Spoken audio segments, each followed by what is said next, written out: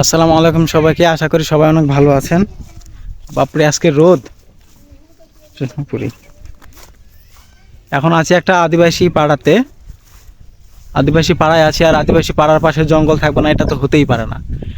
যে দেখেন, আদিবাসী পাড়াগুলা যে জায়গাতে হয়, বিশেষ করে ওই জায়গাগুলাতে সরকারি সরকারি বন জঙ্গল থাকবেই, অবশ্যই থাকবে, যাতে তারা খুব সহজে ওখান থেকে খড়ি সংগ্রহ করে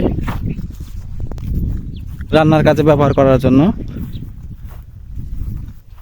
এই যে একটা জঙ্গল, দেখেন ওনারা পুজোর কাজে ব্যবহার করার জন্য এই জঙ্গলের মধ্যে ফুলের গাছ লাগায় রাখছে। দেখেন, এই যে জঙ্গলের মধ্যে সুন্দর একটা জবা ফুলের গাছ লাগায় রাখছে। আরও অনেক দেখা যায়, আরও অনেক সুন্দর সুন্দর ফুলের গাছ দেখা যায়। আদিবাসী পাড়াগুলোতে আসলে দেখার অনেক কিছু আছে।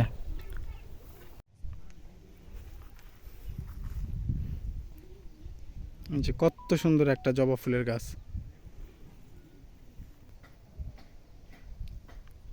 ফুল দেখে কার না ভালো লাগে। ফুল পছন্দ করে এমন, মানে ফুল পছন্দ করে না এরকম খুব কম মানুষ পাওয়া যাবে পৃথিবীতে।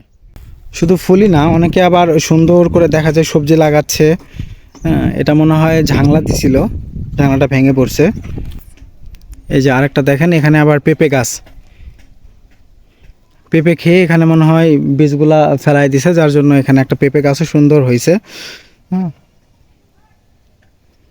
এই গাছটার পেঁপে দেখবেন যে চুরি হবে না। এই গাছটার যে যত্ন করতেছে সেই শুধু এই গাছটার ফলটা পাবে, অন্যান্য কেউ চুরি করবে না, যেটা আমাদের মধ্যে বিশেষ করে বেশি হয়। ফাঁকা জায়গায় যদি কোনো কিছু শাকসবজি বা ফলমূলের গাছ লাগানো থাকে, ওটা চুরি করে সবাই খেয়ে ফেলে। তো আদিবাসীদের মধ্যে এই জিনিসটা অনেক কম হয়। এখানে আবার দেখেন, এ দাদা কত সুন্দর করে ঘেরা দিচ্ছে, বেড়া দিচ্ছে। এখানে বেড আকারে সবজি চাষ করবে উনি। যাদেরকে পেছনে দেখতে পাচ্ছেন, এরা সবাই আদিবাসী পাড়ার ছেলে মেয়ে। যাদের কাছে ভালোবাসা পায়, এরা তাদের কাছেই যায়। আপনার কাছে যদি কোনো বাচ্চা কাচ্চা যেতে ভয় পায়, তাহলে বুঝবেন আপনার নিশ্চিত সমস্যা আছে। হ্যাঁ, এরা কত সুন্দর হাসাহাসি করতেছে, সবাই ছুটে এসেছে আমাকে দেখে। দেখেন, এটা হচ্ছে আদিবাসী পাড়ার ভেতরের চিত্র। ওরা আগে মনে হয় ধান সংরক্ষণ করে রেখে দিয়েছিল, এখন সেটা সেদ্ধ করে শুকাচ্ছে চাল করার জন্য।